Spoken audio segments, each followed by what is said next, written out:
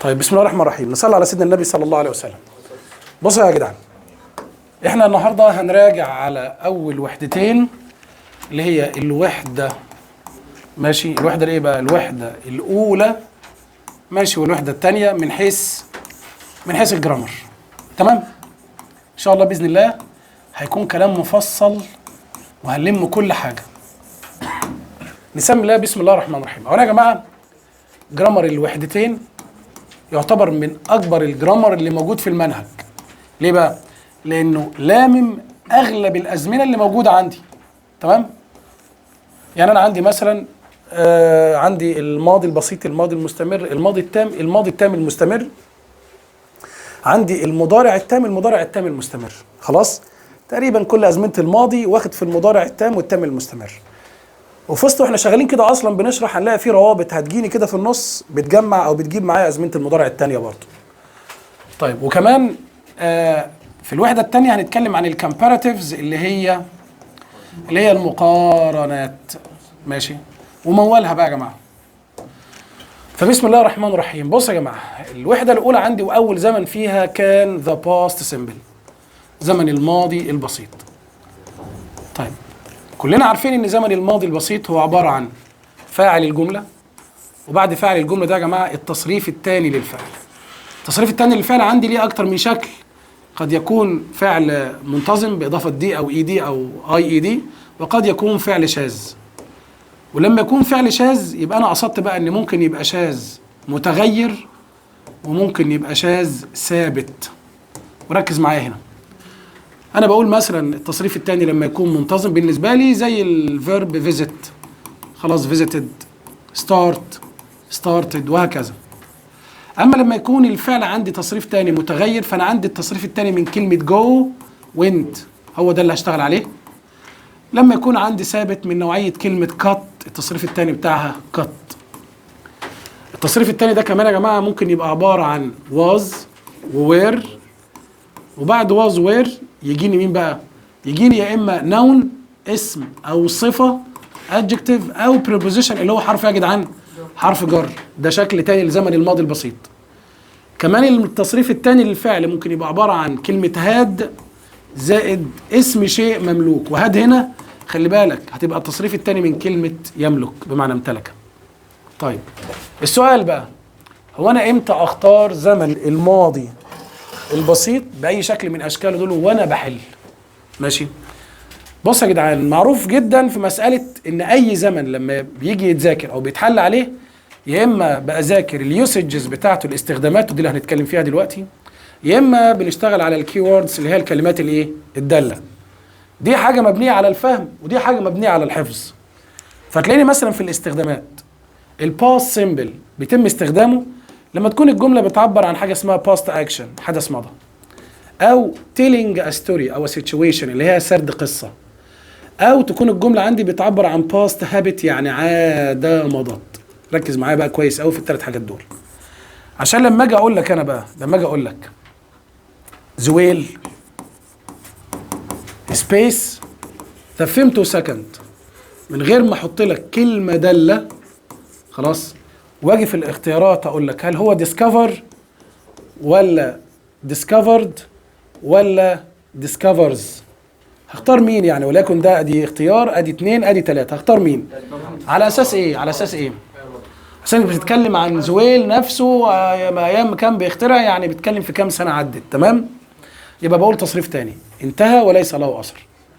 طب لما اجي اقول لك مثلا once I space an old friend، كلمه once عندي معناها ذات مره، وراح جاي ما بين قوسين كده قال لي يا ترى اقول ميت ولا اقول مت ولا اقول هاف مت. طيب مع ان مفيش كلمه داله على الزمن، بس في عندي في اول الكلام كلمه once ذات مره. once عندي لها اكتر من استخدام، خلي بالك معايا. once عندي تمشي بمعنى مره واحده، كلمه داله على المضارع البسيط تيجي في اخر الجمله، وتمشي بمعنى ذات مره، كلمه داله على الماضي البسيط وتيجي في اول الجمله، وتمشي عندي كرابط بمعنى بمجرد ان، زيها بالظبط زي مين بقى؟ زي as soon as. خلاص؟ المهم بيقول لك once I space an old friend، ذات مره يوم من الايام قابلت زميلي. يبقى معناه الحدث ده تم امتى؟ ده لما تيجي تقول لي في يوم من الايام ماضي صح عدى، فبقول التصريف الثاني اللي هو كلمه مين؟ كلمه مات.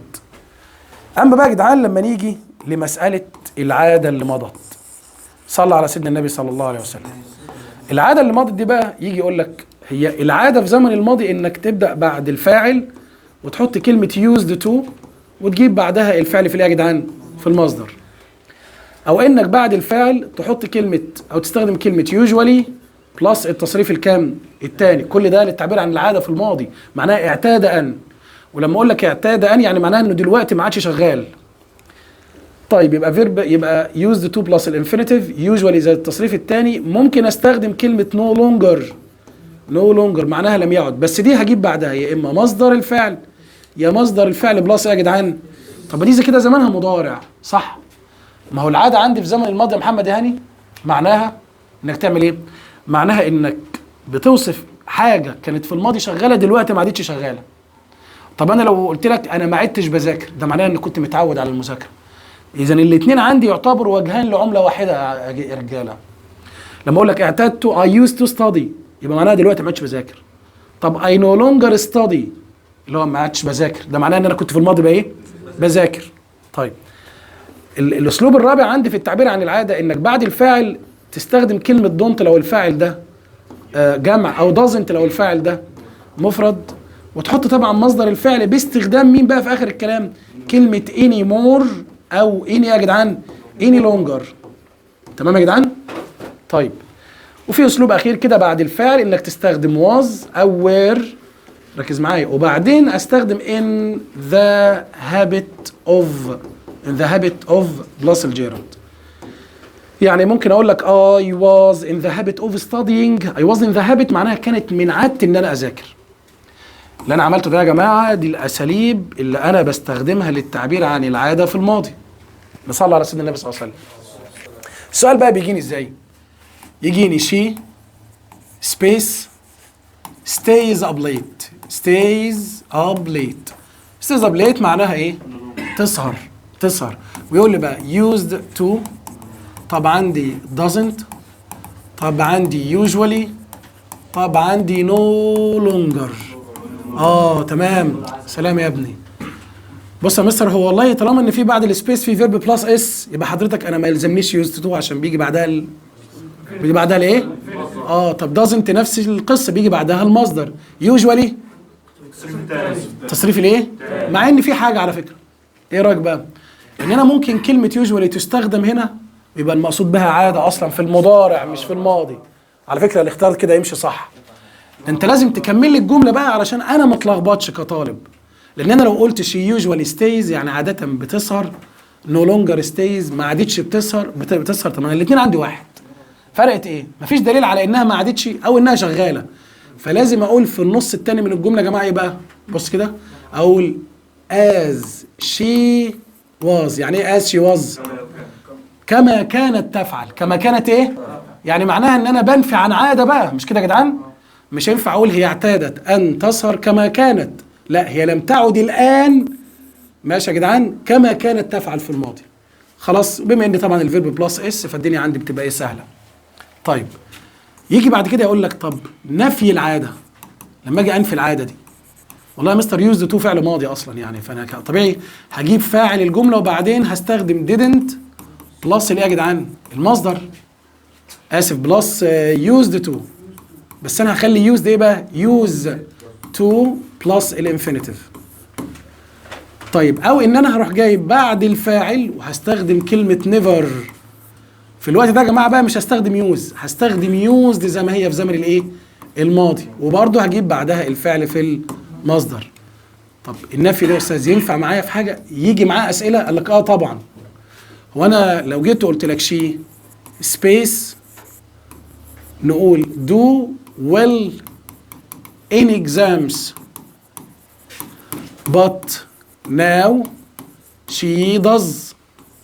ركز معايا بقى، النص ده يفرق معايا جدا في الإجابة. لو جيت قلت لك she used to، طب didn't use to، طب never used to، هتختار مين؟ اولا في عندي اشكال ان انا جايب لي العاده مره مثبته ومره ايه بقى؟ مره منفيه. مين اللي يخليني اختار الاثبات ولا النفي؟ النص الثاني من الجمله لما تجيني مثبته يبقى هنا لازم انفي. هو بقول لك هي ايه تؤدي جيدا في الامتحانات ولكنها الان تفعل، يبقى معناها انها كانت في الماضي بتعمل ولا ما بتعملش؟ ما بتعملش، ما بتأديش كويس، ولكنها الان تفعل. يبقى انا يا استاذ هطير الاثبات، بقى عندي 2 نفي، هختار مين بقى؟ والله مثلا انا شايف ان دي صح ودي صح. يمكن لو كنا مثلا قلنا didn't used كانت هتبقى دي غلط، لان انا didn't بيجي بعدها الفعل في المصدر، وقتها never هتبقى هي الصحيحه. لكن didn't use صح، never used الاثنين عندي صح. طيب نصلي على سيدنا النبي.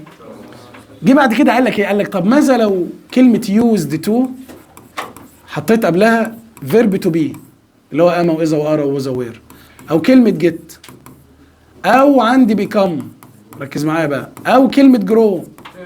اي واحده من الاربعه دول يخليني استخدم بعدها يا اما جيرند فعل بلس ان جي يا اما اسم. خلاص، وطبعا هيجيني هنا فاعل عادي. وعلى فكره برضو معناها بيعبر عن العاده، بيعبر عن العاده. طيب ركز معايا الله يبارك لك، عشان في نقطه بايخه ممكن يسالني فيها. انا ممكن بسهوله احفظ اقول خلاص ادي يوزد تو بعد الفعل بيجي بعدها مصدر، في قبلها ده بعد الفعل بجيب بعدها جيرند او نون. لا يعمل كده، يقول لك شي space used to doing well بتأدي بشكل جيد، ماشي. so she is always لذا هي دايما the first. يعني ايه the first؟ الأولى، ماشي يا دكتورة. وراح جاي عامل ازاي؟ ابن اللئيمة بقى قال لي she got she is she was she become. يا نهار لخبطه، يا نهار لخبطه. ده انا كده كده عندي كلمه يوزد تو بعدها فعل مضاف له يا جدعان، فلازم استخدم قبلها واحد من الاربعه. ابص الاقي الاربعه اصلا تحت، بس مشكلتي ان جوت هنا زمانها ايه؟ ويز ماضي مضارع، مش كده يا جدعان؟ طب انا اعمل ايه بقى؟ اعمل ايه يا استاذ؟ ابص كده في الجمله لحد الاخر، قال لك so she is always the first لذا هي دايما الاولى. ده معناها ان العاده ديت مش في الماضي على فكره، ده عادتها في المضارع، مش كده يا جدعان؟ اي بالظبط. اذا عشان اختار كلمه was used to والجيرند ده معناها ان كانت عاده في الماضي. طب ما انت في النص الثاني من الجمله بتقول لي لذا هي دايما الاولى، وجبت لي دايما الاولى باز، يبقى معناها ان العاده بتاعتها مستمره في المضارع. يبقى انا هطير كلمه was وكلمه جوت، لان الاثنين زمانهم يا جدعان ماضي. بقى عندي از وبقى بيكام. اي نعم دي مضارع ودي مضارع، بس بالله عليك يا شيخ ينفع بعد المفرد اجيب فعل في المصدر؟ عارفين لو كان عايزني اختارها كان حط لي في اخرها ايه؟ عشان كده هختار مين يا جدعان؟ طيب في مشكله في الحته دي؟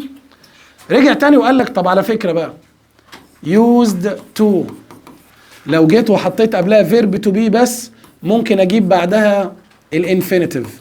يا جدع ما تناقضش نفسك، ما انت لسه قايل اهو يا سيدي الفاضل، ما هو هيكون قبلها اوبجكت. يعني ايه اوبجكت؟ في الوقت ده يا جدعان بقى مش هيبقى معناها اعتاد خالص، هيبقى معناها يستخدم ليه. ويا سلام بقى لو ايدك بتاكلك على انك تستخدم الفعل المضاف له اي ان جي بعد يوزد. شيل تو وحط مين بقى؟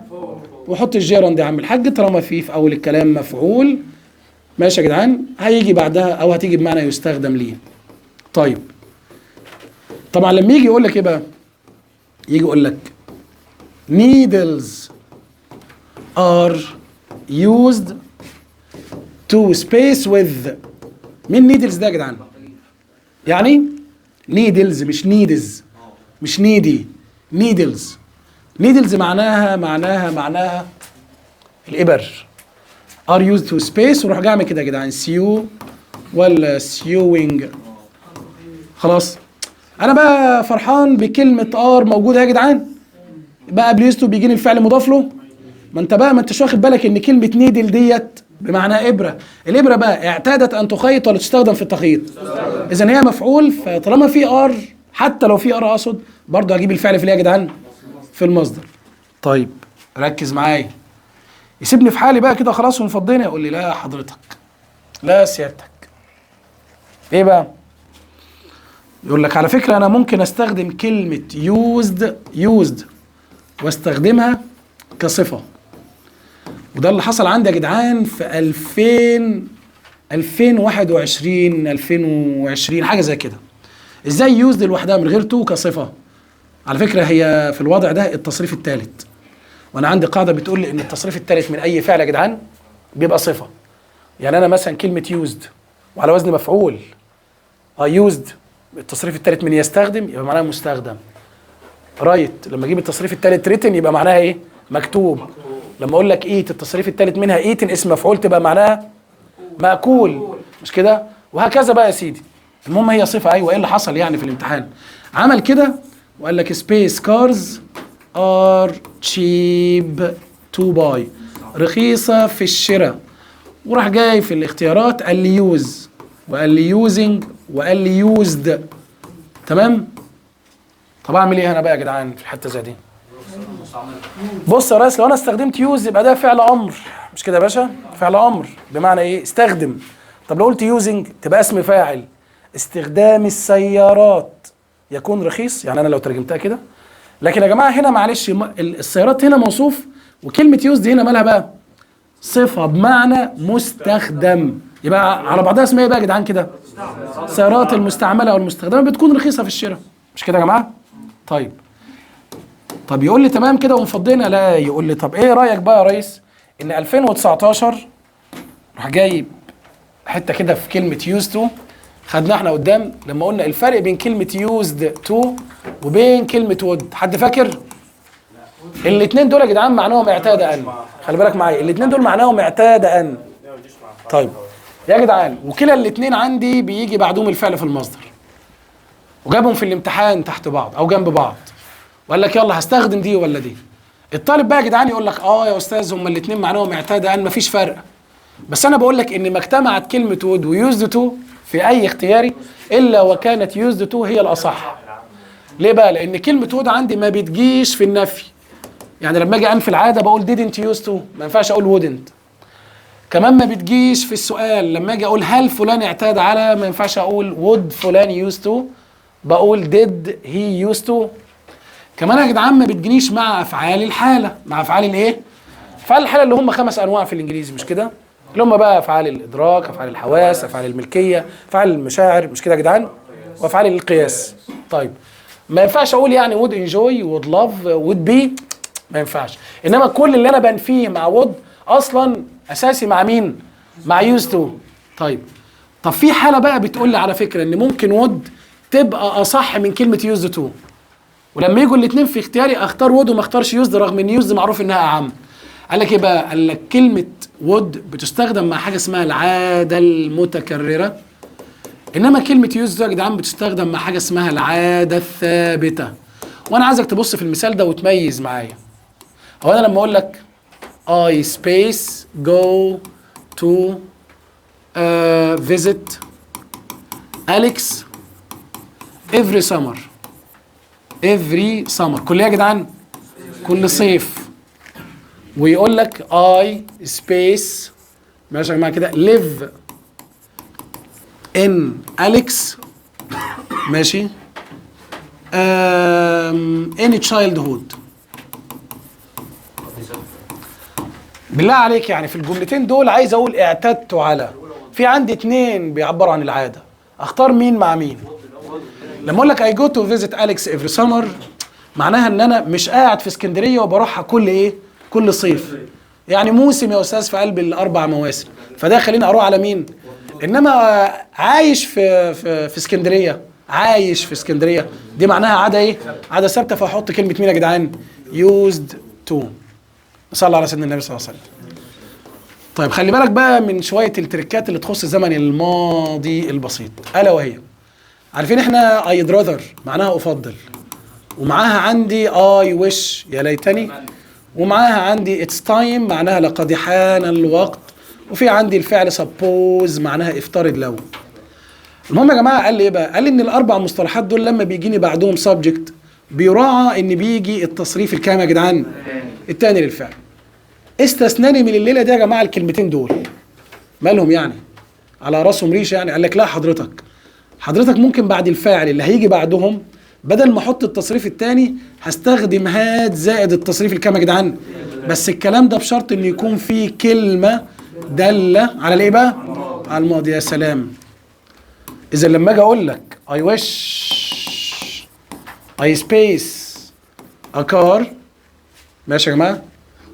يا سلام لو حطيت لك كلمه ناو، والله ما فرق حاجه، رغم ان ناو كلمه داله على المضارع. اصلا اي وش لما باجي استخدمها لتمني شيء في المضارع بستخدم بعدها الماضي البسيط، فيجي يقول لك I had I have I had. هختار مين عندي هنا يا رجاله؟ هختار هاد بس، مش كده؟ طب انا نفس المثال ده ورحت جاي قايل يا جماعه كلمه لاست يير السنه اللي فاتت، يا ريت كان عندي عربيه السنه اللي فاتت، فهقول مين يا جدعان؟ فهقول هاد. اللي انا عملته مع اي وش ده يا جدعان هيمشي مع مين؟ مع ايد راذر. مفيش كلمه داله يبقى بعدها التصريف تاني، في كلمه داله يبقى بعدها ماضي تام. انما الاثنين التانيين دول حضرتك لا، هو اغلب استخدامهم ان التصريف التاني بس اللي بعدهم، وما بيجيش معاهم كلمه داله في الغالب. يسيبني في حالي بقى، يقول لي لا حضرتك انت بتراجع بقى، عشان انت بتراجع ما ينفعش تهمش حاجه، الكلام هيبقى طويل شويه انا معاك، بس يا جدعان بنقول تفاصيل على قد ما نقدر علشان خاطر لما تيجي تحل ما تحسش ان في معلومه فايتاك. انا بقول يا جماعه ان كلمه اي وش بقى سيبك من ان يجي بعدها فاعل، ما فيش بعدها فاعل، لا حضرتك بيجي بعدها تو زائد المصدر.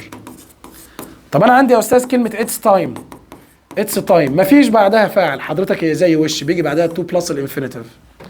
طب سيادتك كلمه ايد راذر اللي هي معناها افضل، لو ما فيش بعدها سبجكت، لا حضرتك بقى دي بيجي بعدها المصدر بس. تمام؟ يبقى ده في حاله عدم وجود فاعل، لكن في فاعل زي ما انت شايف المنظر ده او المنظر ده لما يكون في كلمه داله على الزمن ده. فلما اجي اقول لك مثلا I wish space my time وراح جاي اعمل لك كده قايل لك بقول لك ايه، تمشيها كلمه exploited ولا to exploit ولا had exploited؟ انا اكاد اجزم ان اغلبيه الناس يا جدعان يروح جاي رايح على مين؟ يقول لك بسم الله الرحمن الرحيم اي وش في الاول مفيش كلمه داله على الماضي البسيط، اديله اكسبلويتد، مش كده يا جدعان؟ لكن يا باشا هو اصلا في فاعل حضرتك. انا هنا كنت بقول اي وش سيادتك عشان استخدم التصريف الثاني او ماضي تام، لكن مفيش فعل بقول مين يا جدعان؟ تو اكسبلويت. طيب ايه يا حاج قول. معلش فاكرها ايه دي؟ ماشي اهو فين، شكرا. يقول لك يا باشا طب ايه الكلمات الداله عليه؟ لا حضرتك الكلمات الداله دي حاجات معلش احنا بنحفظها من رابعه ابتدائي. هتقول لي بقى يسترداي، هتقول لي اجو، هتقول لي لاست.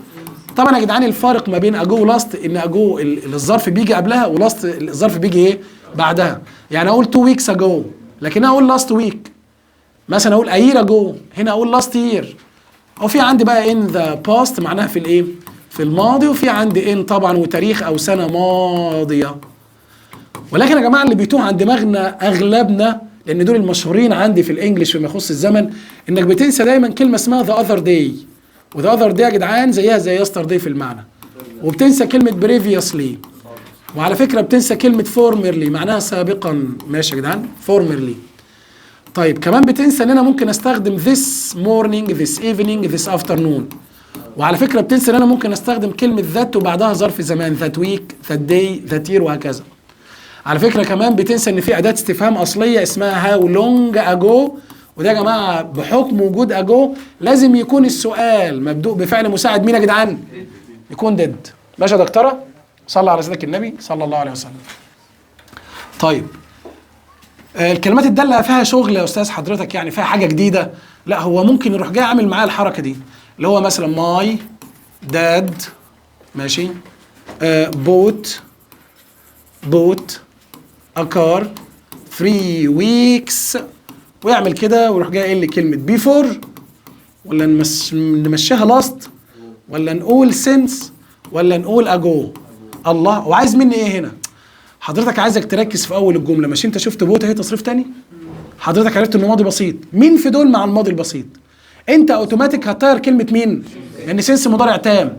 باقي عندي كلمه بيفور. حلوه بيفور والله بتيجي، بس بيفور بتيجي يا استاذ يا في المضارع التام يا اما في الكلام الاندايركت، لما تكون الجمله اصلا ماضي تام ومتحوله لغير مباشر، لو انت فاكر معايا، لانها بيفور الاندايركت بتاع كلمه مين؟ اجو. خلاص طايره يا دكتوره، ما مش متغيره. كلمه لاست واجو الاثنين كلمات داله، بس لاست الظرف ده بيجي فين؟ فهقول كلمه مين يا جدعان؟ طب صلى على سيدك النبي صلى الله عليه وسلم. نفي الزمن ده يا جدعان الماضي البسيط بيتنفي زي يوزد تو يا فندم. يعني بجيب الفاعل وبعدين بحط مين يا رجاله؟ didn't بلس الانفينيتيف، او خلي بالك بقى معايا never بلس التصريف الكام؟ طب خلي بالك ان انا ممكن انفي بوازنت او ويرنت، بس هروح جاي بعدهم يا اما اسم يا اما ادجكتيف يا اما بروبوزيشن اللي هو حرف ايه؟ حرف جر. الله يبارك لك، خلي بالك معايا. طب يا سلام لو الجمله عندي مبدوءه باوبجكت بمفعول وعايز انفيها، هتحط وازنت او ويرنت، بس بعد وازنت او ويرنت هتحط التصريف الكام؟ الثالث للفعل. طب انا عايز اسال في الماضي البسيط يا استاذي، والله حضرتك بتستخدم ديد بلس السبجكت بلس مصدر الفعل علامه الاستفهام حياة ابوك، او انك بتستخدم كلمه واز او كلمه وير وبعد الفاعل بتستخدم يا اما نون برضو يا اما ادجكتيف يا اما بروبوزيشن حرف جر. واحد يقول لك طب انا ما ينفعش استخدم واز وير واحط بعدهم مفعول؟ يا باشا ينفع، هيبقى سؤال مبني للمجهول. بعد المفعول ده احط بقى التصريف الكام؟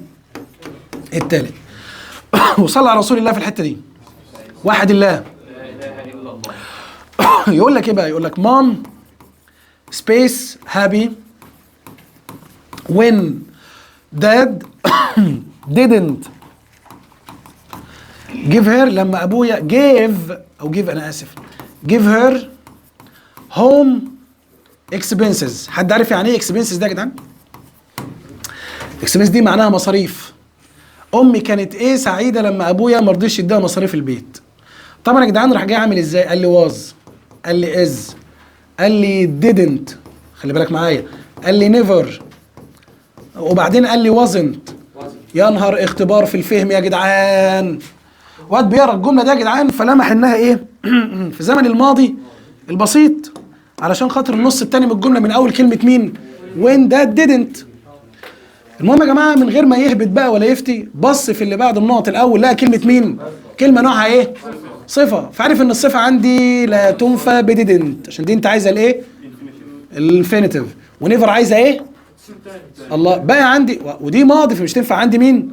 باقي واز وازنت. السعاده بتاعت امي موجوده ولا مش موجوده لما ابويا ما رضيش يبقى اقول يا جدعان وازنت. في مشكله في ده يا باشا؟ صلي على سيدك النبي صلى الله عليه وسلم. وحد الله. يا سلام. تعالى بقى يا سيدي الزمن الثاني اللي هو ذا باست كونتينوس، زمن الماضي الايه؟ المستمر. لا يخفى على اي حد من الرجاله المحترمين اللي قاعدين ان ده زمن بعد السبجكت واز او ايه يا جدعان؟ او وير وبعدين بلس الجيرند، مش كده؟ ويا سلام لو الجمله مبدوءه بمفعول، يا سلام، يبقى هنقول واز او وير، بس هزود كلمه مين بقى؟ بينج بلس الباست بارتيسيبل. بعمل به ايه؟ قال لك حضرتك ده بيستخدم لوصف حدث تم في الماضي. ركز معايا بقى، تم فين يا باشا؟ في الماضي، ولكن يا جدعان واستمر ماشي لوقت محدد. يمكن هي الزياده عن الماضي البسيط حته واستمر لوقت محدد دي. علشان كده لما يجي يقول لك ايه بقى؟ يقول لك مام سبيس لانش يسترداي، ولما يجي يقول لك مام سبيس لانش at 3 yesterday، مين فيهم همشيها was cooking ومين فيهم همشيها cooked؟ هتبقى مين؟ السلام عليكم. يقول لك cooked ليه بقى؟ عشان تم في الماضي ومحددليش وقت وقوعه، صح يا باشا؟ انما هنا ايه اللي حصل؟ حدد لي، فبقول was cooking، يبقى دي الثانيه يا جدعان ودي عندي الاولى.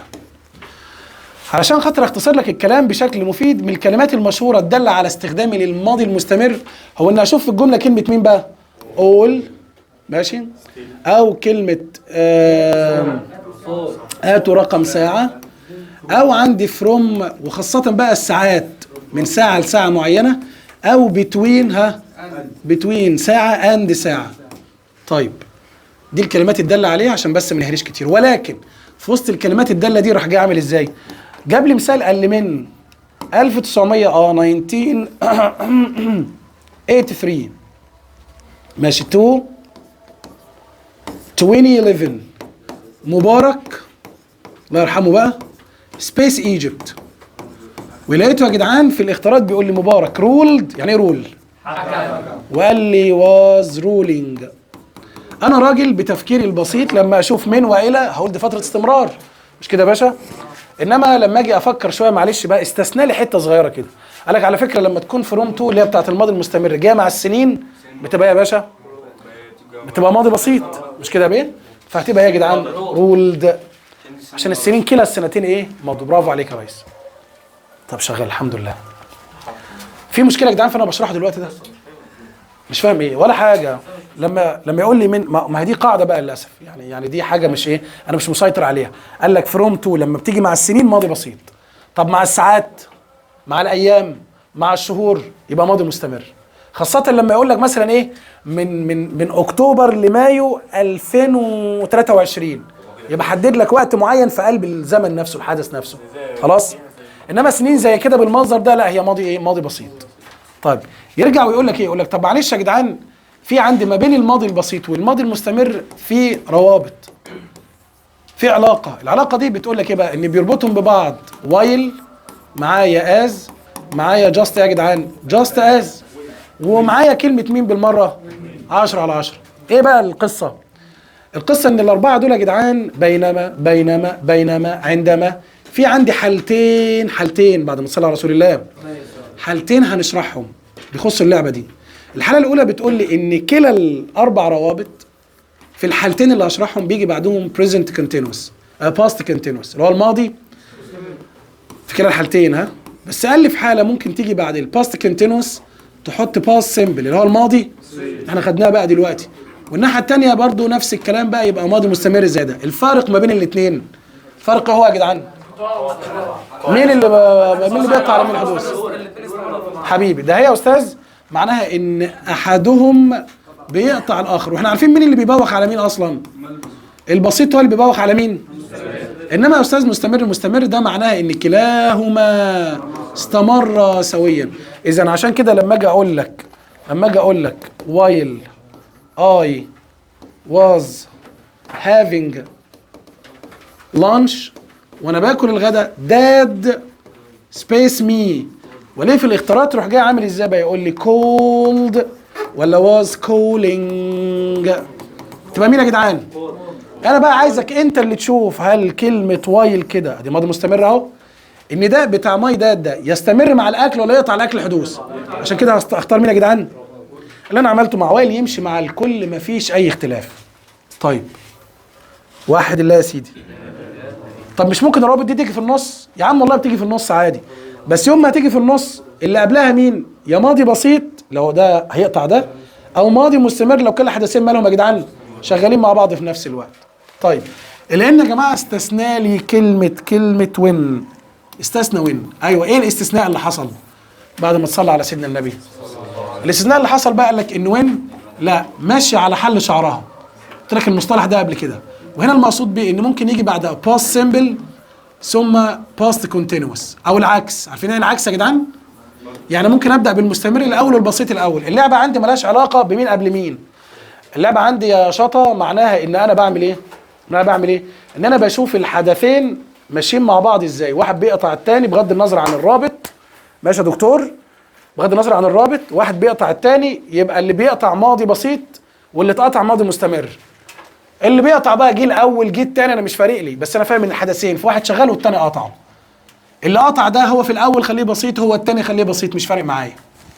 طب بعد كده رجع وقال لك على فكره ممكن اجيب بعد البسيط ده بسيط زيه باست سيمبل، وممكن استخدم بعد البسيط ده باست بيرفكت ماضي ايه؟ ماضي تام. ايه الفرق بقى بين الثلاثه؟ احنا عارفين بسيط مستمر علاقه انقطاع، يعني واحد شغال في امان الله وده بيقطعه.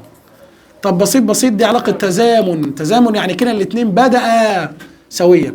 بسيط تام علاقه ترتيب، والترتيب يعني الماضي التام حصل الاول وبعدين ترتب عليه الماضي البسيط. فلما يجي يقول لك when I touched the wire يعني ايه يا جدعان؟ واير يعني ايه؟ واير يعني السلك.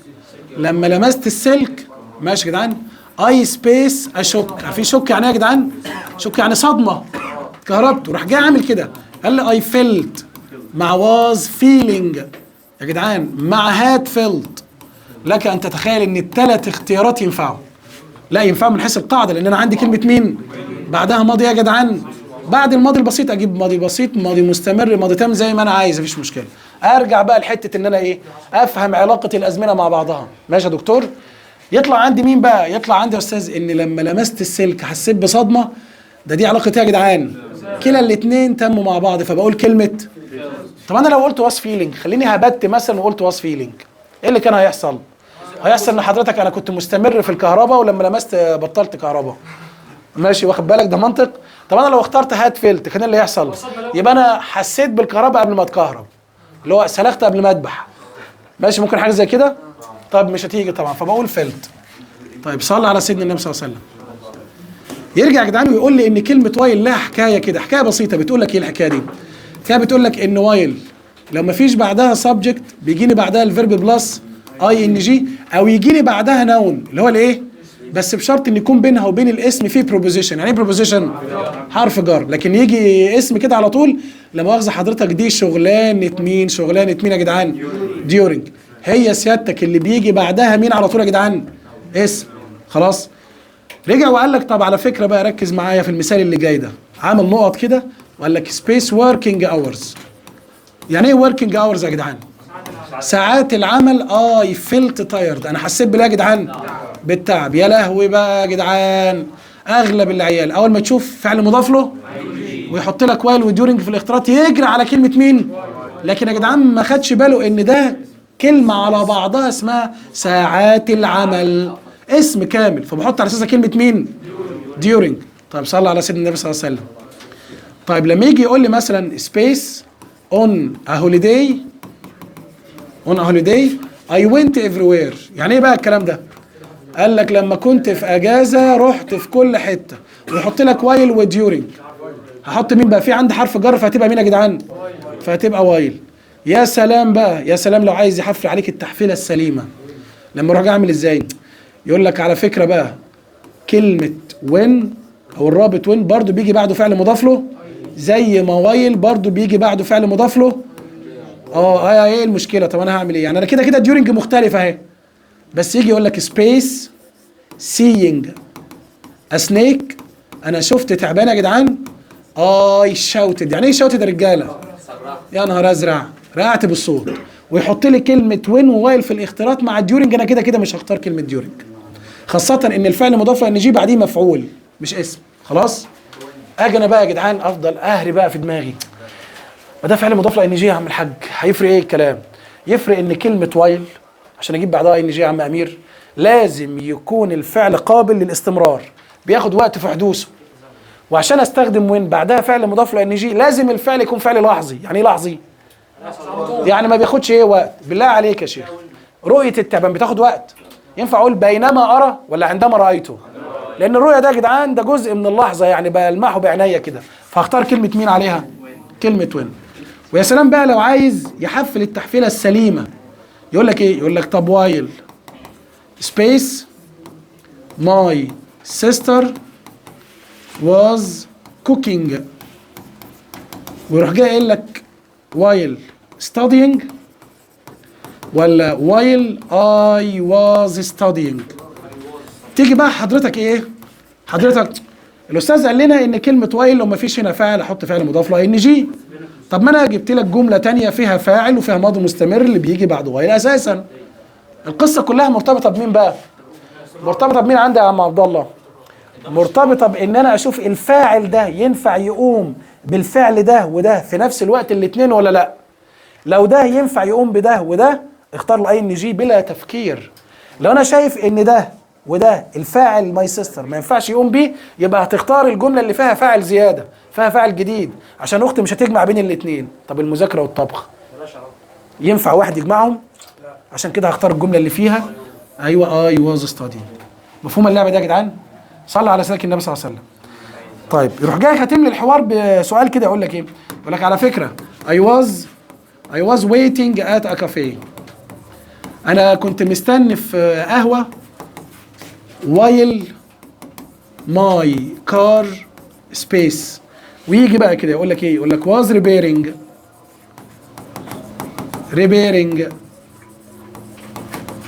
ماشي يا جدعان repairing. طب was being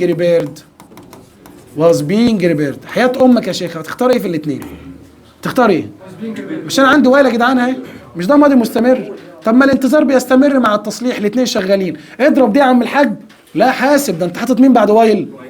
العربيه في التصليح فعل ولا مفعول؟ يبقى انا عايز المضارع المستمر في صيغه الباسف اللي هو مين بقى؟ was being repaired. تمام يا دكتوره؟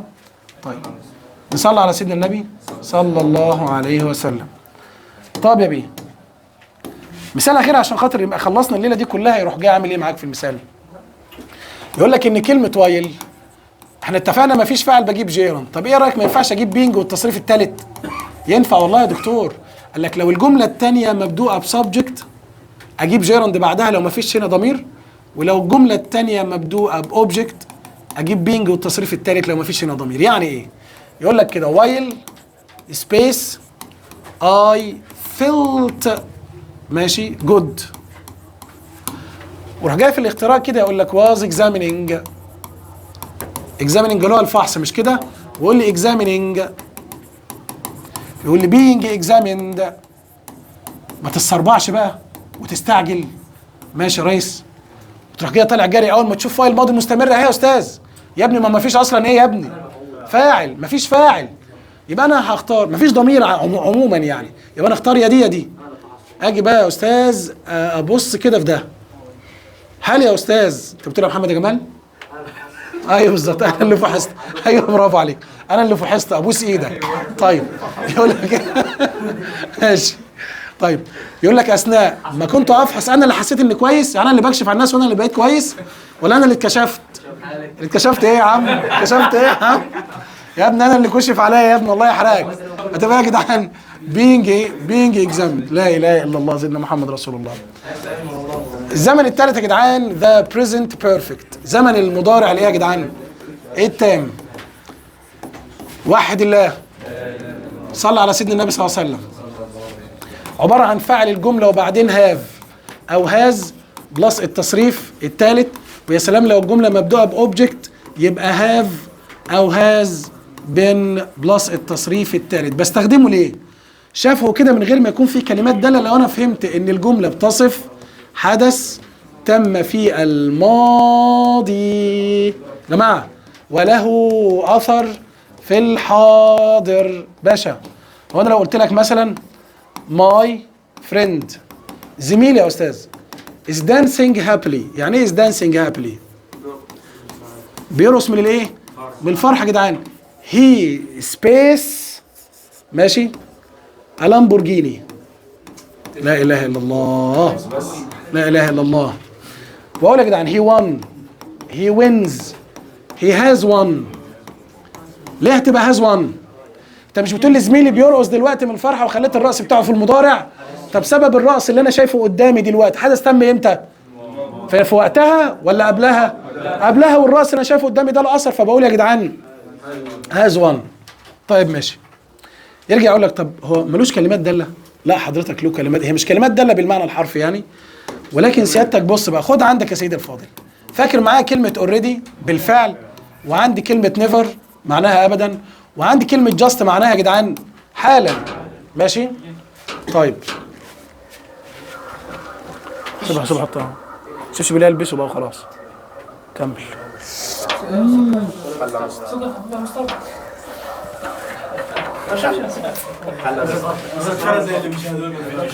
نصلي على سيدنا النبي يا جدعان.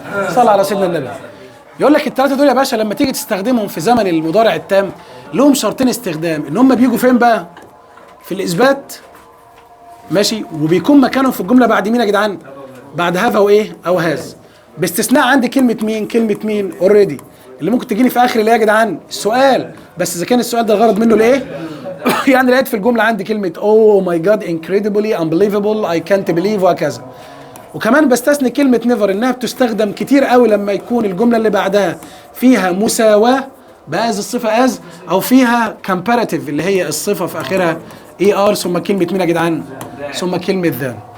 ويجي بقى يسالني هذا السؤال مام سبيس space food as she is busy. وراح اعمل كده يا جدعان مام بقى has يقول لي hasn't never cooked. طب has just cooked has already cooked has never cooked.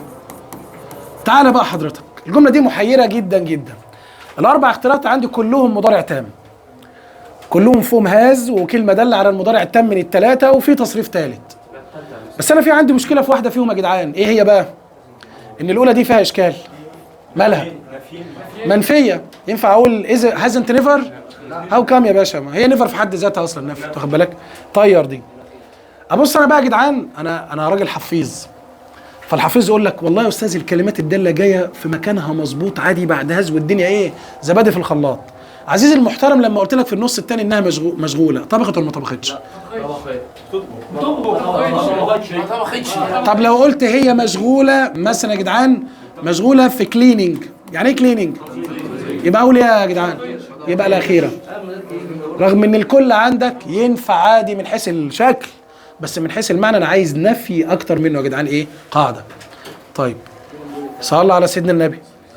بعد كده راح جاي واخدني ورايح على الكلمه الرابعه اللي هي كلمه مين يا جدعان بقى؟ كلمه ايفر. ثانيه نصلي على سيدنا النبي صلى الله عليه وسلم. يا جدعان يقول لك الكلمه الرابعه الداله على زمن المضارع التام اللي هي كلمه ايفر. كلمه ايفر يا جماعه بتستخدم في 3 انواع من جمله المضارع التام. اولا في الجمله الاستفهاميه او السؤال اللي مبدوء بهاف او بهاز يا جدعان، خلي بالك معايا بقى كده، هاف او هاز، ماشي، وبتكون مكانها في الجمله بعد الفعل على طول. 2 قال يا جماعه بتستخدم في جمله الاثبات اللي بيكون قبلها جمله سوبرلاتيف. يعني ايه سوبرلاتيف؟ يعني ايه مفاضله عندي؟ مفهوم مفاضله ده اللي هو ايه؟ اللي هي ذا والصفه في اخرها ايه؟ اس تي، مش كده يا باشا؟ او في الجمله عندي المبدوءه بنو.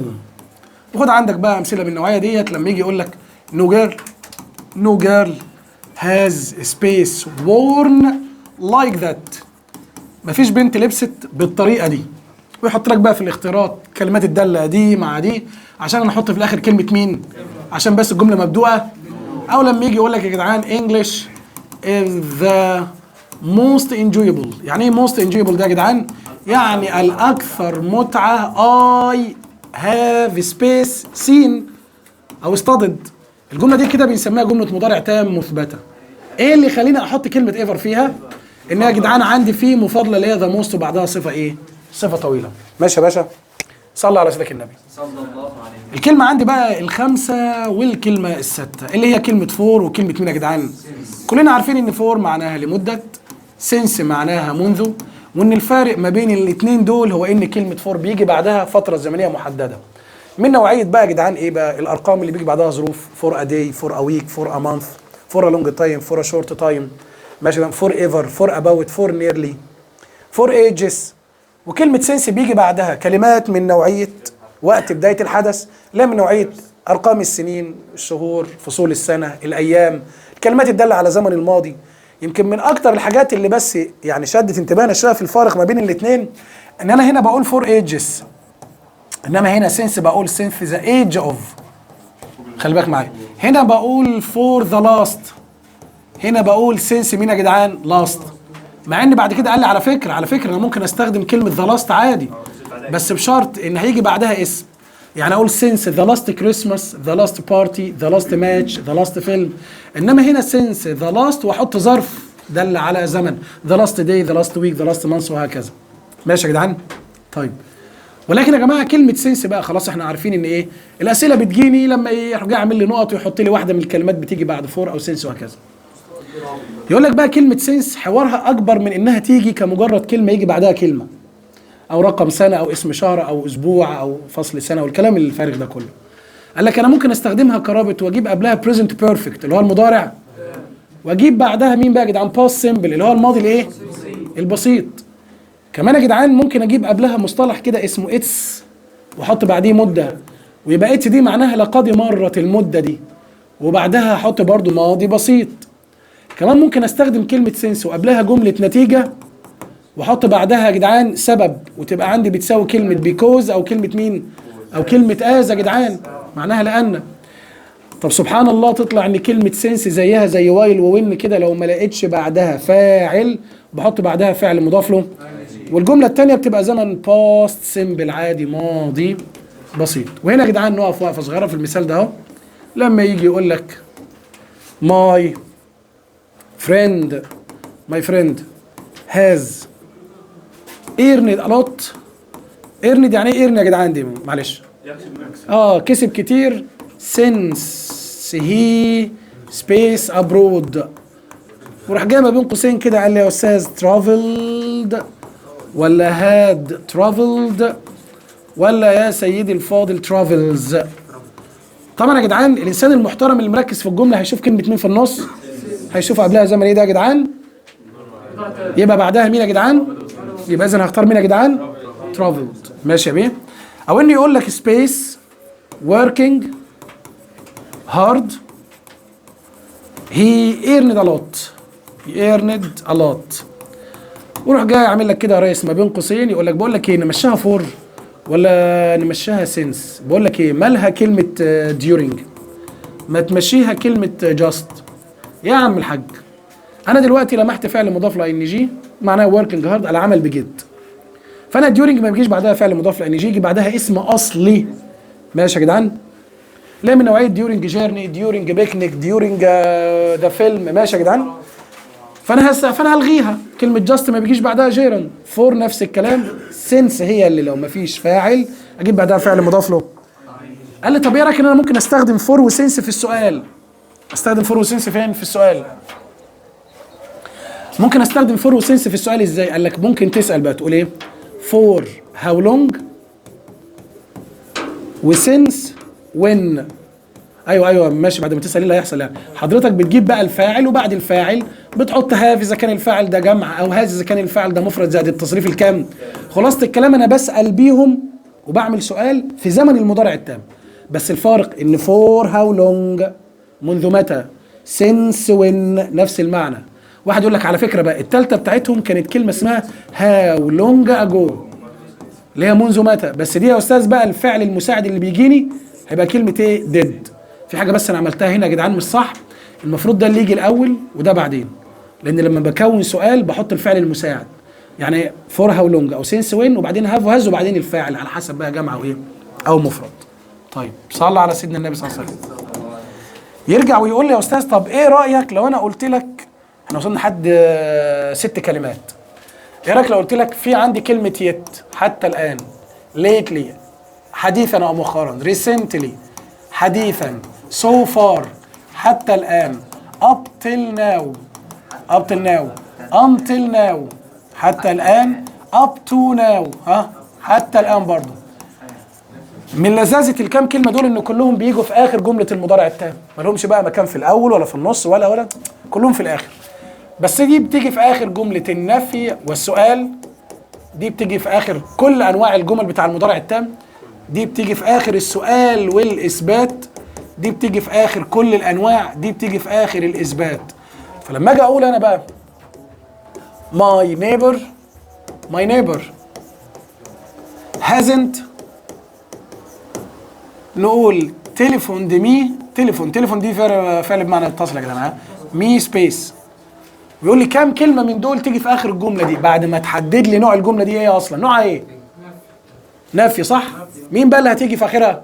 كام واحدة؟ ومين تاني؟ رحت جاي شايل انا بقى كلمة نوت دي يا جدعان، بقت الجملة كده مالها؟ مين اللي بيجي في اخرها؟ كله ما عدا كلمة مين؟ يت. ينفع يجي طبعا، هو ما بيجيبش في الاختيارات يا جدعان، لما تكون جملة اثبات ما يجيبش 2. خلاص الكلام يعني، خلاص؟ عراي الفنان العظيم كزبرة على الدغري. ماشي يا جدعان؟ ايوه ركز معايا بقى. طيب يجي بعد كده يقول لي بقول لك ايه، سمعت عن الفرق بين وحد الله غالي، الفرق بين هاف او هاز، بين تو او جون تو، حد فاكرها يا جدعان؟ مين بقى هاف بين معناها ذهب يا جدعان؟ طيب ها جون ذهب ولم ايه؟ ولم يعد. علشان كده لما يجي يقول لك مثلا، لما يجي يقول لك مام، ماشي يا جدعان، هاز سبيس تو ذا ماركت، وروح جاي بعد كده قال لك ايه بقى؟ she will be home soon. يعني ايه she will be home soon يا جدعان؟ تمام محترم. هو كده ايه بدأ يشتغل. طيب يا جدعان نرجع تاني للمثال. بيقول لي مام هاز سبيس تو ذا ماركت. ماشي يا جماعه. شي ويل بي هوم سون. وعايز اقول لك راحت للسوق. يعني ايه بقى شي ويل بي هوم سون؟ معلش يعني ايه الحته دي؟ هتكون في البيت قريبه. يعني هتبقى في البيت قريبه، جايه كمان شويه، ده معناها انها جت ولا ما جاتش؟ ما جاتش. يبقى انا هقول يا جدعان ضن يا دكتوره. لكن لو جه وقال لك سراج هاز بين نقط جيزه سينس تشايلد هود. ايه سينس تشايلد هود ده يا جدعان؟ بالمناسبه كلمه تشايلد هود من الكلمات اللي بتيجي بعد سينس تشايلد هود، سينس بيرث، سينس ديث، سينس ارايفل الوصول، سينس ديبارتشر الرحيل. ماشي يا جماعه. وراح جاي حاطط لي بقى كلمه تو ان اون ات. هدي حاجه محيره لاننا اغلبنا اول ما يشوف هاز بين عندي امير هيقول لك ايه؟ يقول لك على فكره يا مستر هي هاز بين تو، ما احنا لسه قايلينها اهي. بس انا ينفع اقول هاز بين تو يبقى معناها سراج راح الجيزه ورجع منذ الطفوله؟ هو ان مثلا عشان هتبقى هاز بين ايه يا باشا؟ ان. يعني ايه هاز بين ان؟ معناها موجود فيه اصلا. هاز بين ان بتساوي هاز جان، اللي هو موجود في المكان ده وما رجعش منه وما اتحركش منه. يا مستر مش هاز بين ان راح وقعد مده وبعد كده رجع. هاز بين ان موجود فيه دلوقتي، ده مكانه، ده المقر بتاعه، ما اتحركش. ليه ما قالش تو اللي هو راح وما جاش؟ هي تو راح وما جاش؟ هي هاز بين تو راح وما جاش؟ والله العظيم ده هاز جان على فكره. طيب ماشي لوحد الله. تعالى بص يا غالي. طيب يجي يقول لك ايه بقى يا سيدي الفاضل كده ايه اهو في برشام ناموس اهو يا جدعان. طيب يقول لك ايه يا باشا بقول لك هنمشي بقى بقاعده لو شفت. ايوه حط الديسوكاسيون. يا سلام. يقول لك ايه بقى؟ يقول لك لو شفت جمله عندي مبدوءه باتس ذا اونلي، اتس ذا اونلي، او مبدوءه باتس ذا فيرست، ماشي، او مبدوءه بكلمه اوفر ذا ييرز. اوفر ذا ييرز معناها على مر العصور، ها السنين اسف. او اوفر ذا ايجز. او لقيت جمله مبدوءه بثرو اوت. ثرو اوت معناها على مر يا جدعان برضه ييرز او ايجز. او لقيت جمله عندك مبدوءه بكلمه توداي او فيها توداي عموما يعني. لكن اي لفظ من الالفاظ دي موجود في اي جمله سيادتك على طول بتستخدم وحد الله تستخدم هاف اور هاز بلس التصريف الثالث اللي هو زمن المضارع الايه؟ يجي يقول لك يا جدعان الزمن الرابع والاخير في الوحده الاولى ذا بريزنت يا جدعان بيرفكت كونتينوس. زمن المضارع التام ايه يا جدعان؟ المستمر. واحد الله. يجي يقول لك يا سيدي الفاضل المضارع التام المستمر هو عباره عن فاعل الجمله have has been بلس الجيرند فعل مضاف له. معلش ايه الفرق بين have او has بلس التصريف الثالث؟ يقول لك بص المضارع التام المستمر الوصف حدث بدأ في الماضي وما زال مستمر. المضارع التام الوصف حدث بدأ وله اثر، يعني قد يكون انتهى يا جدعان بس اثره اللي شغال. عشان كده لما اجي اقول لك dad space the car he needs my help. يعني ايه needs my help؟ عايز يا جدعان؟ طب لو قلت dad space the car it is so shining. يعني ايه so shining يا جدعان؟ لامع جدا. عربية لامعة دلوقتي. مين فيهم هقول has been washing ومين هقول has washed؟ مين ها؟ يلا يا جدعان ده مضارع تام مستمر ده مضارع تام، هختار مين؟ الجملة بيقول لك ايه؟ ابويا بيعمل ايه في العربية؟ هو محتاج مساعدتي. يعني معناها ان غسيله في العربية خلص ولا لسه شغال؟ يبقى اقول has been ده رقم واحد. انما لما قال لك ابويا بيغسل العربيه او غسل العربيه شكلها بيلمع يبقى معناها انه انتهى والاثر بس اللي شغال فبقول هاز ووجد. طيب ماشي. بص يا جدعان هل ليه كلمات دل؟ قال لك اه يا باشا كلماته الدل اهي. لما يجي يقول لك ايه بقى؟ يقول لك كلمه اول مع ناو مع ستيل، خلي بالك معايا الله يبارك لك، مع جمله في اخرها كلمه يت. الاربع كلمات دول وجودهم في الكلام يخليني اروح على مضارع تام مستمر. طيب وبعدين قال لي حذاري خلي بالك بقى ممنوع ما تجيش ناحيته الله يبارك لك. يعني الحاجات اللي انا هقولها دلوقتي دي مضارع تام بس اللي هو ده مش ده. قال لي رقم واحد مع الافعال اللحظيه. ايه الافعال اللحظيه دي يا جدعان؟ الافعال اللي ما بتاخدش وقت، زي كلمه اوبن، زي كلوز، زي ست، زي ستاند. الافعال دي كلها يا جدعان ما بتاخدش وقت في حدوثها، فاقول هاز كلوزد، هاز اوبند، هاز سات. ماشي يا ريس؟ لكن ما ينفعش اقول هاز بين اوبننج، غلط، لان الفتح ما بياخدش وقت معايا. كمان قال لي ما بيستخدمش مع افعال الحاله. كلنا عارفين افعال الحاله طبعا، اللي هي افعال بقى الادراك والمشاعر والقياس والحواس والقصص دي كلها يا استاذ. ولكن يا جدعان استثنى لي حاجه، قال لي على فكره بقى لو فعل الادراك او فعل الحاله بيعني فعل دل على الاستمرار او معناه يدل على الاستمرار استخدمه، زي كلمه ثينك. يعني ثينك فعل ادراك، مش كده؟ لو بمعنى يعتقد اختاره مضارع تام. طب بمعنى يفكر مضارع تام مستمر، زي الفعل سي. يعني ايه سي؟ لو بمعنى يرى يبقى مضارع تام. لو بمعنى يزور مضارع تام مستمر، زي الفعل هاف يعني يمتلك. لو بمعنى يمتلك دي. طب لو معنى يتناول او يقضي مضارع تام مستمر، زي الفعل تيست. يعني ايه تيست؟ لو بمعنى يتذوق مضارع تام مستمر. طب ذو مذاق مضارع تام، زي الفعل سميل يعني لو بمعنى يشم يبقى مضارع تام مستمر. طب بمعنى ذو رائحه يبقى مضارع تام بس. وقال لي يا جدعان في الاخر قال لي عند ذكر عدد مرات حدوث الفعل. حدوث ايه يا جدعان؟ الفعل. صلى على سيدنا النبي يا سيدي الفاضل. الوحده الثانيه سريعا كده بيقول لك ايه بقى؟ الوحده الثانيه جرامرها هنبدا فيها يا جدعان بذا باست بيرفكت، زمن الماضي. صوت رجاله. الماضي التام. ايه حكايه الماضي التام يا سيدي؟ قال لك عباره عن فاعل الجمله وبعدين هاد بلس التصريف الثالث للفعل. طب على فكره لو في مفعول الجمله يبقى هاد بين بلس التصريف الثالث للفعل. بستخدمه امتى؟ قال لك لما تكون الجمله بتستخدم الوصف حدث تم في الماضي قبل حدث اخر. واحد الله.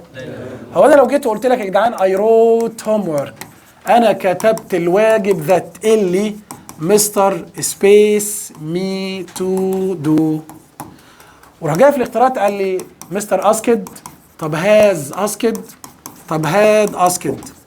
اختار مين يا دكتوره؟ هتبقى هاد. اشمعنى يعني؟ قال لك اصلا الجمله كده فيها فعلين، في الفعل يكتب وفي الفعل طلب. لما يجي يقول لك انا كتبت الواجب اللي المستر طلبه مني، مين اللي حصل في الاثنين الاول؟ طلبت انا الاول يا جدعان، خاصه لما تكون الكتابه اللي هي الحدث الثاني او الاحدث ماضي بسيط، يبقى اللي كان قبل الماضي البسيط او الاقدم منه هو الماضي اللي يا جدعان الماضي التام. لما يجي يقول لك شي ماريد، ماشي، شي ماريد ذا مان شي سبيس تو، يقول لك شي engaged had engaged had been engaged. ليه بقى يا دكتوره؟ لان هي مفعول. الله، ما هي برضو نفس الكلام، هي اتجوزت في الماضي، الراجل اللي اتخطبت له، طب ما الخطوبه كانت اقدم، بس بما انها هنا مفعول يبقى اقول ايه؟ have been engaged. ماشي يا باشا؟ طيب صلى على سيدنا النبي. رجع وقال لك طب هو ملوش كلمات داله؟ قال لك يا جدعان الحاله الوحيده للماضي التام يا زياد بيستخدم لوحده من غير ماضي بسيط هو ان انا اشوف كلمه مين يا جدعان؟ باي. باي هنا معناها بحلول او بمجيء، ولو لقيت بعدها ظرف دل على ماضي، واخد لي بالك انت؟ في الحاله دي بيجيني الماضي التام لوحده بس من غير ماضي بسيط. ركز معاه الله يبارك لك. الكتاب يا جدعان مش راحم حد والله، بيتكلم في تفاصيل كتير جدا جدا، وانت هتلاحظ ده وانت بتحل. ولحسن الحظ ان احنا خلينا يوم الاحد هو الايه؟ حصه الشرح، عشان بجد الموضوع محتاج مجهود وعايز وقت، هتطول.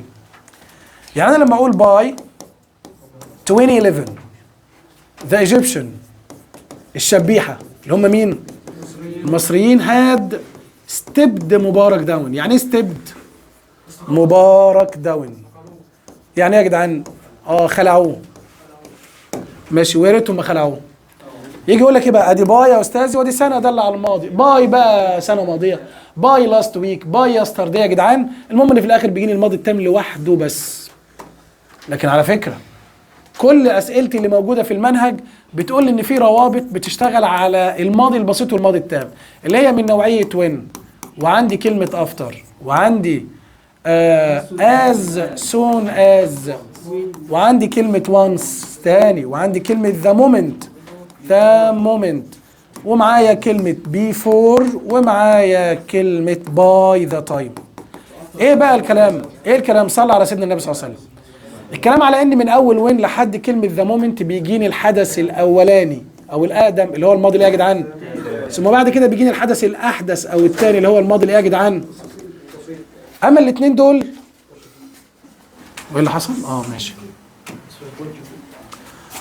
اما الاثنين دول يا جدعان فبيجيني العكس. يعني ايه العكس؟ اللي هو الحدث الثاني الاولاني اللي هو الماضي البسيط، ثم بعد كده يا جدعان الماضي التام. السؤال بقى، ماذا لو الروابط دي جت في النص؟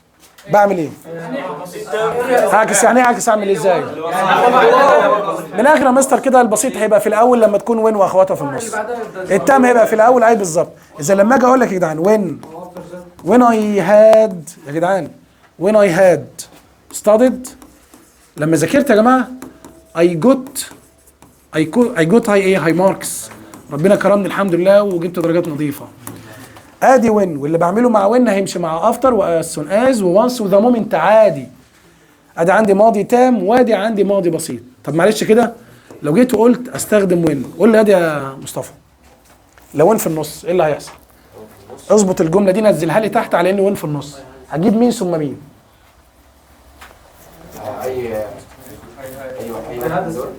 اهي الجمله اهي، انا حطيت وين اهي الجمله اهي، انت بقى نزلها على وين هتبقى ايه؟ ايوه اي جوت، ايوه برافو يا امير، اي جوت هاي ماركس.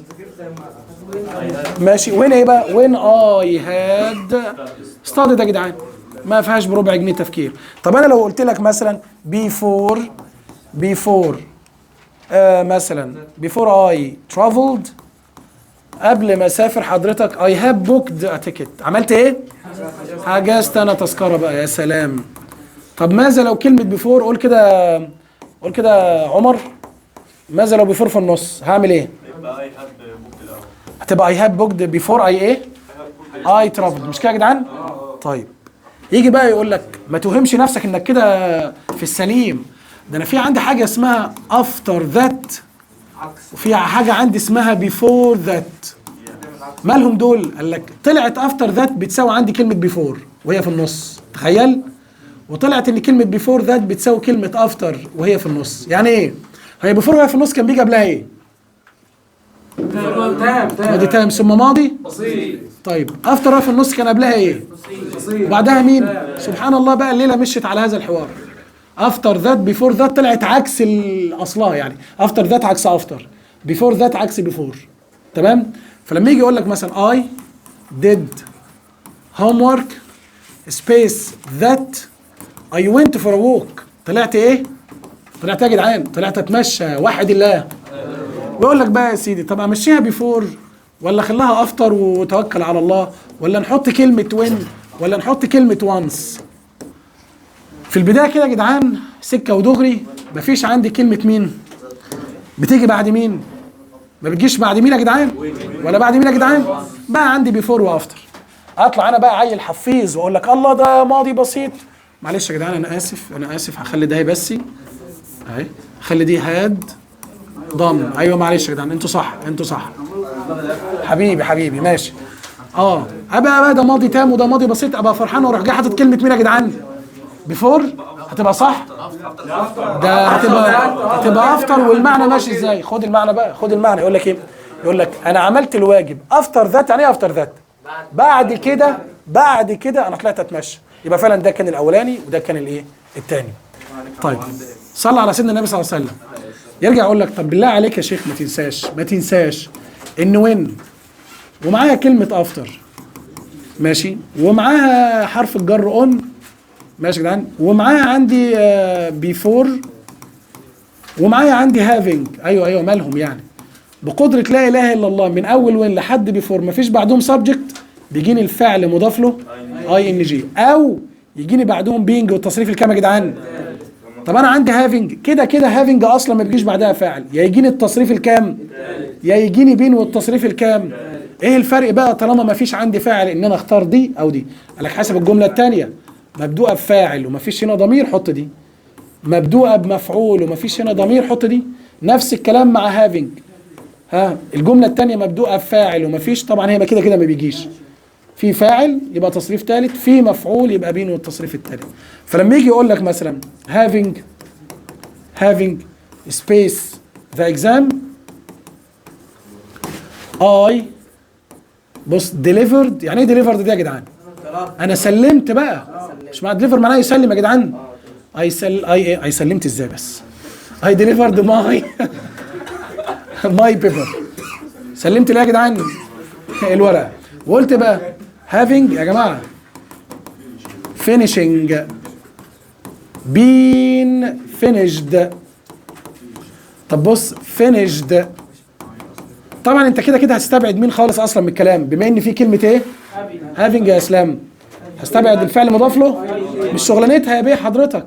بقى عندي بقى been finished وfinished، والاثنين عندي بيجوا بعد having. بس مين اللي هيحدد انا هختار ايه؟ الجمله الثانيه دي يا استاذ. انا في انهاء الامتحان فاعل ولا مفعول؟ يبقى هقول يا جدعان finished يا جدعان. اللي انا عملته يا جدعان هعمله مع وين مع افتر، هفكر بنفس الطريقه. طب صلي على سيدنا النبي صلى الله عليه وسلم. يقول لي بالله عليك خلي بالك الماضي البسيط ضرب دراعاته كده في قلب الانجليزي فواخد حقه جامد. قال لك بيكوز واز، مش دول رابطين سبب بيجي قبلهم نتيجه وبعدهم سبب؟ بتوع الانجليزي فرحوا بيهم قوي. قال لك الله، نتيجه وسبب يعني معناها ان ده بيجي قبل ده. طب ايه رايك ان هم لابسين على الماضي البسيط والماضي التام؟ مين اللي هيبقى بسيط ومين اللي هيبقى تام؟ النتيجه هتبقى ايه؟ والسبب اللي هو الاقدم يبقى تام عشان هو الاول في الحدوث. تمام. فرجع قال لك بقى، قال لك يا استاذ على فكره اي جوت فول ماركس، انا قفلت او جبت الدرجات از اي نقط هارد. ولقيته بيقول يا جدعان از اي ستادد ولا واز ستادينج ولا هاد ستادد. ليه بقى يا غالي؟ ليه يعني ايه مشكله التام؟ ايوه عشان خاطر انا ذاكرت الاول حضرتك وفي فاصل زمني يا دكتور، يبقى هاد ستادد الاول وبعدين ترتب عليه ان انا ايه نجحت. رجع بعد كده وقال لك طب خلي بالك بقى من حاجه اسمها افعال الادراك. افعال الايه؟ جزء من افعال الحاله. ايوه مالها يعني؟ مالها افعال الادراك؟ قال لك حضرتك لما تجيني في زمن الماضي افعال الادراك ديت ويكون قبلها جمله ماضي بسيط بيجي بعدها جمله ماضي يا دكتوره. طيب افعال الادراك دي اللي هي مين؟ اللي هي مين؟ realize, recognize, understand, remember, forget. ما انا قلنا think اول حاجه. believe ماشي. ايه تاني؟ قلنا realize صح؟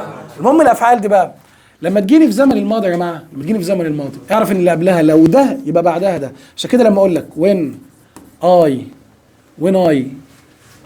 drove my car، لما انا سوقت عربيتي I realized، أدركت إن I space my documents. يعني إيه documents ده يا جدعان؟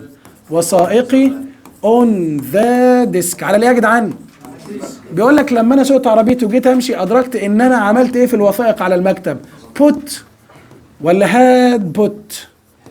وليه؟ حطتني للوثائق على المكتب كان امتى من سواقة العربية؟ قبل اصلا ما اطلع اسوق العربية انا سبتها اصلا في المكتب، فده عندي الحدث الايه؟ الاقدم. طيب صلى على سيدنا النبي صلى الله عليه وسلم.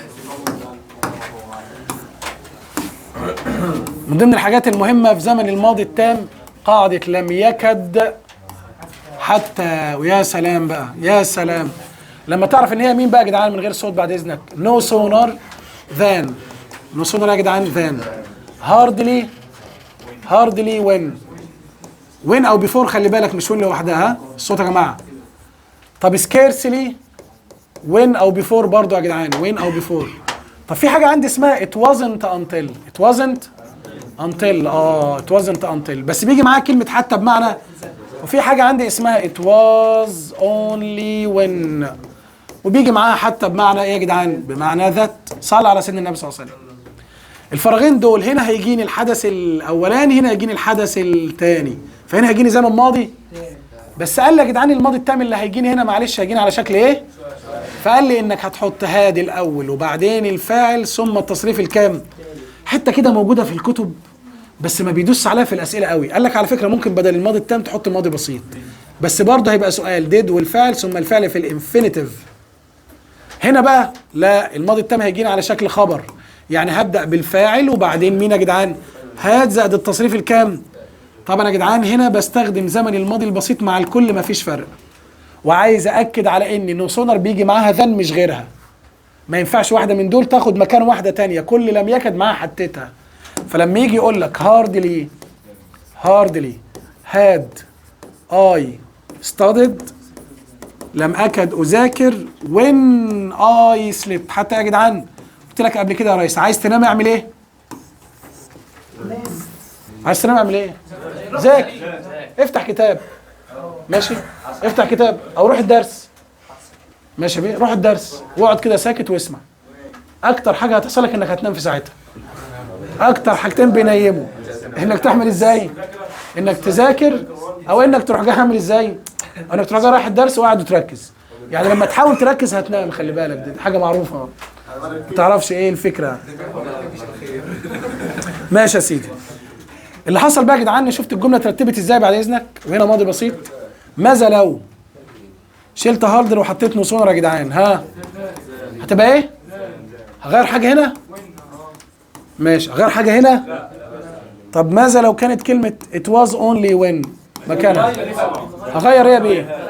هغير ايه؟ اقول I had studied، صح. وهنا هيحصل فيها ايه؟ ذات. يا سلام. ماشي. اما قصه عبره بصحيح. رجع وقال لك ايه بقى؟ ركز معايا. قال لك طب ماذا لو الروابط دي جت في النص؟ لا حضرتك والله انا الروابط دي ما بتجيش في النص غير الثلاثه دول كده كده مبدوئين بفاعل، مش محتاجين يجوا في النص. فقال لك نو سونر وهاردلي وسكيرسي، لو انا جبت قبلهم فاعل بحط هاد وبعدين استخدم بقى اقلب عيشي نو سونر وهاردلي معاه زياد وسكيرسي، لو مفيش غير زياد ما تقريبا يعني اللي بنادى عليه. وبعدين اروح جاي حاطط التصريف الكام بقى يا دكتور؟ طبعا نو سونر بيجي معاها ذان، هنا بيجي وين او بيفور، وهنا بيجي وين او بيفور، وبعد كده بحط الباست سيمبل اللي هو الزمن الماضي البسيط. في حته يا جدعان برضه في قلب الكتب، ماشي، قال لك لو مفيش هاد ايه اللي يحصل؟ حط هنا التصريف الكام؟ السلام.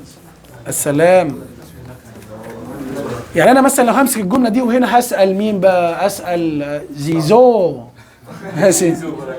لو هسال زيزو، يا زيزو لو انا مسكت الجمله بتاعت هاردلي هاد اي ستادد وين اي سليبت، لما اكد انام حتى قصدي اذاكر حتى نمت، عايز اجيب الفاعل ثم هاد ثم هاردلي والتصريف، رتب لي اسقط لي دي على القاعده دي. هقول ايه؟ هبدا بمين الاول؟ اي هاد. ايوه لا انا عايز استخدم برضو هاردلي، خلي بالك زي ما هي. او الهاردلي هعمل ايه؟ نصونر. هاردلي ونصونر. ايه يا ابني؟ لا مش رمضان كريم وكل سنه طيب والعيد جه وحاجات زي كده. ماشي.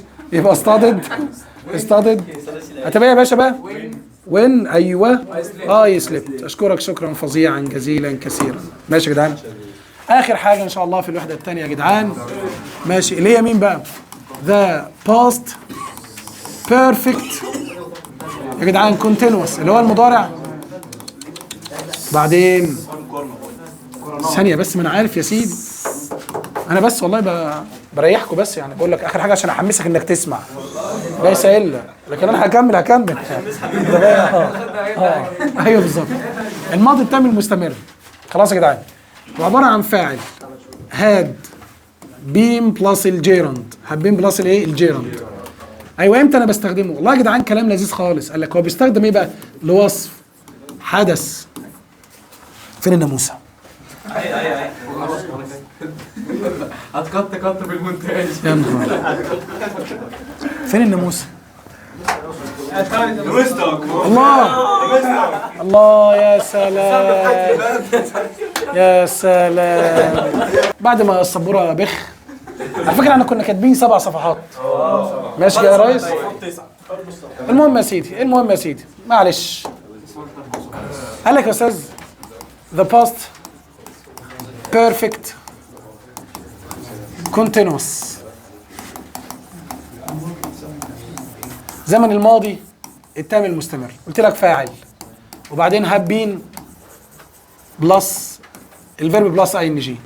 وانا يا جدعان بيستخدم لوصف حدث تم قبل اخر بس بص يا ريس، واستمر حبه قبل الانتهاء. استمر يا باشا حبه قبل الانتهاء.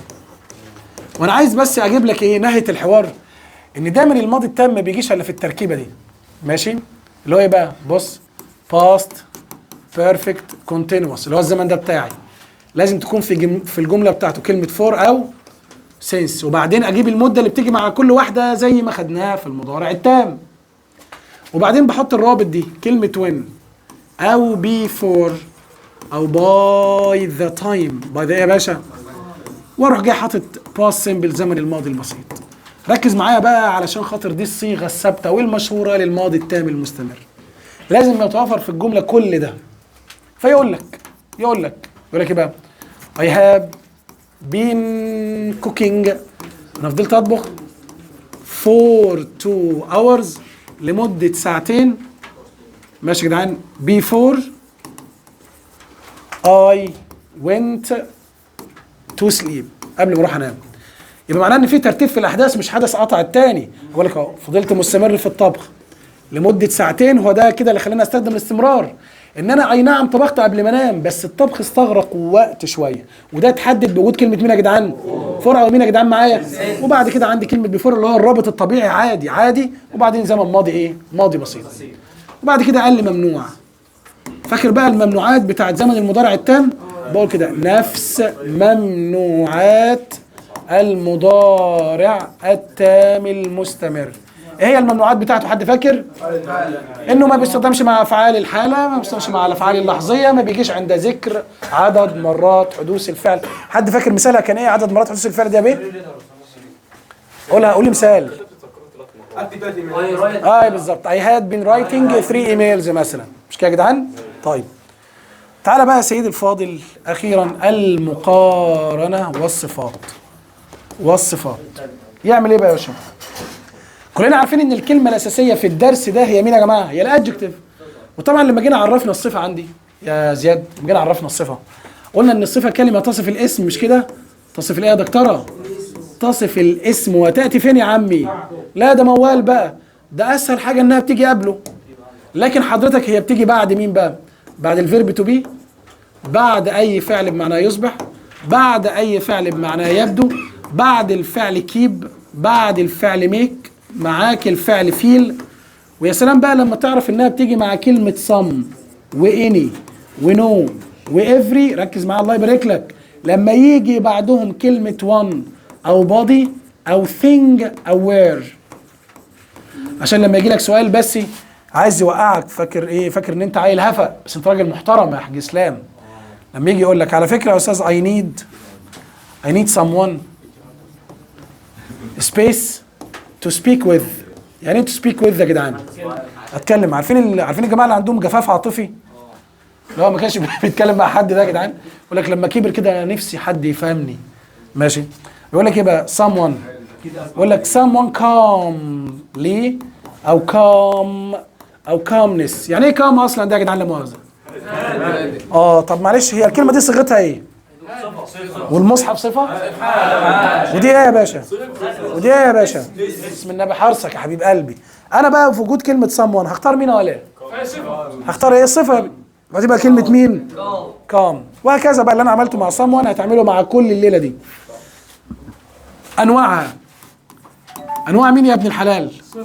انواع الصفة. قال لك بص، افتكر معايا الصفة اللي كان في اخرها اي دي، افتكر معايا الصفة اللي كان في اخرها اي ان جي، افتكر معايا الصفة بقى اللي هي short adjective، وفي عندي long adjective، وفي عندي irregular اللي هي الصفة الايه؟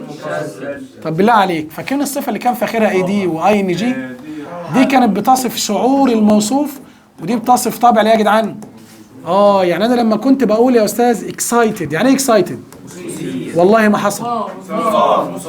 مثار. لو حضرتك قاعد بتسمع مثلا فيلم اكشن ولا بتاع اكستراكشن 2، ده جامد. انا عارف، عايز اعرف اسم البطل بتاع اكستراكشن 2. اكستراكشن 1 و 2. 1 وحش، 2 جامد. كانوا بينقذوا عيل هندي تقريبا، حاجه زي كده وبتاع. ده مش اعلان. ماشي؟ ده مش اعلان. مش اعلان. ماشي. المهم يا جدعان، بقول انا قاعد بقى بسمع كده يا جدعان، الاحترافيه في مساله ضرب النار والقتال يا جدعان حاجه غريبه. يعني احنا عندنا يا جدعان يفضل ايه؟ كلهم يضربوا على البطل ما يموتش، ويطلع البطل كده يضرب رصاصه واحده موت 4. ما تعرفش ايه القصه والله. يعني ايه الفكره؟ ان يفضل مثلا قال يعني كل اللي البطل بيضربهم دول مفيش رصاصه منهم بتيجي زي الناس. ايوه طيب. انما لما اجي اقول لك اكسايتنج، ايه اكسايتنج يا دكتوره؟ مثير. هي دي بقى المثير ده يا استاذ طبع. وخلي بالك ممكن تمشي مع الاشخاص عشان بس تبقى انت فاهم ماشي، ومع الاشياء دي مع الاشخاص ماشي يا جدعان ماشي، بس اكتر استخدامها مع الاشخاص. طب انا لما اقول بورد، بورد يعني ايه؟ لا بقى يا ابني شاعر بالملل يا ابني. انما لما اقول بورنج يا عمي ممل. طب لما اقول لك فرايتند، ايه فرايتند دي يا جدعان؟ خائف. يخوف. لا خائف، شاعر بالخوف. ودي بقى يا جدعان تمشي مع العاقل وغير العاقل ماشي يا بيه.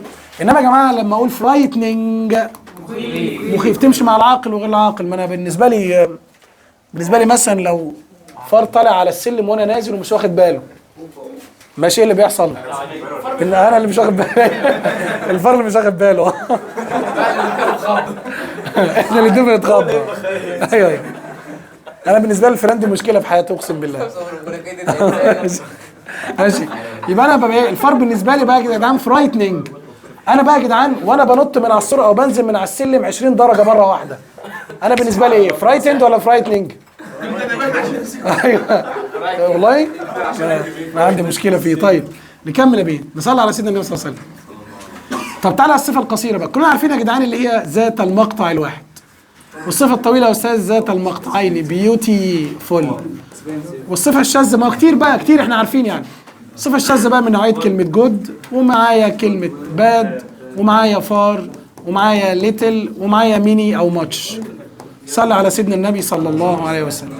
المهم يا جماعه ايه اللي يحصل لي؟ معلش قال لك يا استاذ الثلاث انواع من الصفات بيدخلوا في حاجه اسمها كامباراتيف